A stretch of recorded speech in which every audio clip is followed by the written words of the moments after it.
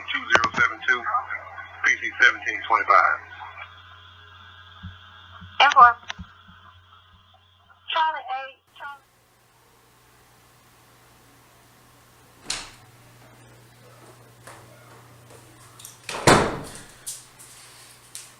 Hey, now it's Anthony, and today I'm going to be bringing you another cop story. I think this was going to be volume 5. I'm trying to think of which one to tell you guys. I got so many. I've been kind of trying to stay in order, but I'm not going to do that. I'm just going to give them to you how, when it comes in my head, boom, I'm just going to make a video about that one. Okay, this is 2003. I'm a rookie, and at this point I'm working the midnight shift. They changed my shifts from 2 to 10 to 10 to 6. That's 10 at night to 6 in the morning, obviously. So I get to the precinct, and at the time we had a lot of officers in the precinct, so they would use some of us as extra units or send you to another precinct to assist there. Well, we had this guy, he was a lieutenant. I'm not going to say his name, but he was a lieutenant, and he was in charge of special details. So if it was like a person they was looking for, a wanted person, he would get those type of details, or search warrants, just a whole bunch of stuff. I can't remember exactly what it was, but this particular day they were looking for a burglary suspect. This guy was breaking into cars. So I get to my shift, and my supervisor tell me, you're gonna be going to precinct 4. And I was a part of precinct 2. So he said, you're going to go with Lieutenant, so-and-so to precinct 4. You're going to help him with this burglary detail. I'm like, okay, cool. So they give us a picture of the guy that we're looking for. And I'm like, okay. So I'm looking at the picture. I'm studying it real hard, trying to get it stuck in my brain so so I wouldn't have to, if I see someone that looks like him, I don't have to look down at my paper. I'll know that's him. So,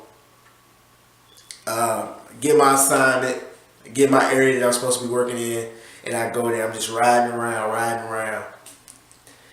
And lo and behold, who do I see? The burglary suspect.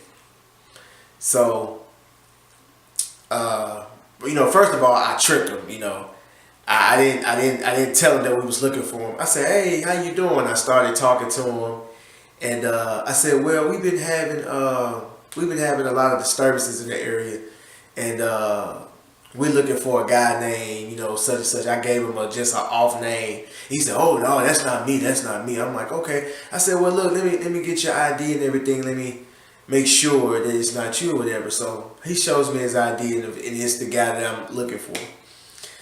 So I said, well, it's something going on with your ID. You don't mind sitting in the back of my vehicle while I get this straightened out. I just gotta let the dispatcher know, and she got to call, the DMV and make sure that that everything is okay. And he was like, no problem. So he sits in the car. I close the door. I tell him he has a warrant for auto burglary. Oh man, you tricked me. I said, hey, I had to do it. He was bigger than me. I didn't feel like fighting with this guy because about 50% of the time you tell a guy he got a warrant, he gonna fight. So anyway, so I had him to turn around while he was in the back seat. I put the handcuffs on him, seat belted him in. Okay, we headed to the precinct. So I called the lieutenant, and I tell him I found the guy, and he was like, "Oh man, that's good," and I was happy. I was a rookie, and anytime you do anything, you write your first ticket, you're a rookie, you're happy.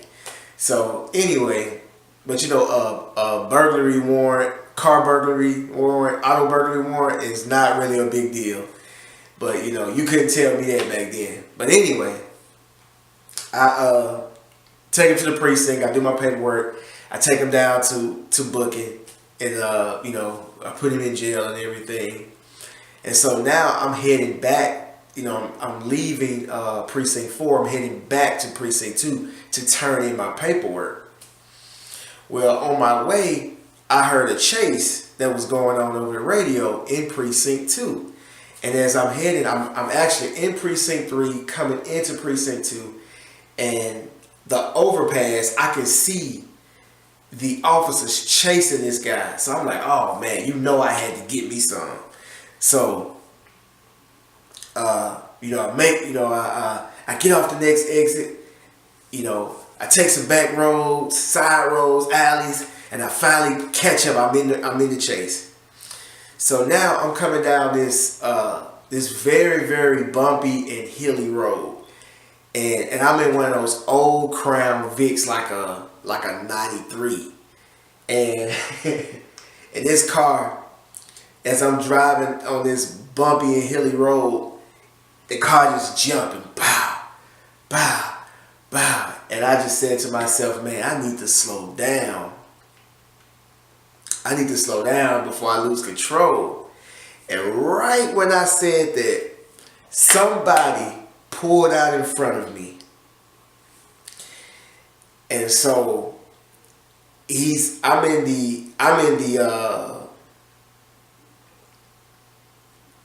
the second lane, which is actually the lane away from the curve, is I can put it. The lane away from the curve, so I guess that's the second lane. I should know this. I was a police officer, but okay. So I'm in the second lane. He pulls out and he's in my lane. So he sees the blue lights and sirens, but I'm going so fast, I don't think he's gonna move in time. So I get over into the farthest right lane. He gets over to the farthest right lane. So by this time I'm on his bumper. I turned real sharp to get back in the left lane, and it started fishtailing. Car started doing like this, and then all of a sudden, when I hit the brake, it started sliding this way. Patrol car hits a tree. Boom. The tree falls down. It was a small tree. When it hits the tree, it made the car straighten out, and it ran right into a pillar. These apartments were called Camelot Apartments. And if back in the olden times, Camelot, they had pillars that were shaped like pillars that would be shaped in Camelot. I ran right into a pillar like that. The airbags didn't deploy. Luckily, I had my seatbelt on, and I'm just sitting in the car. The car is sitting like this in a ditch, up against the pillar in a ditch, sitting up like this. The back end was completely up in the air on the right side, and I'm in the car like this.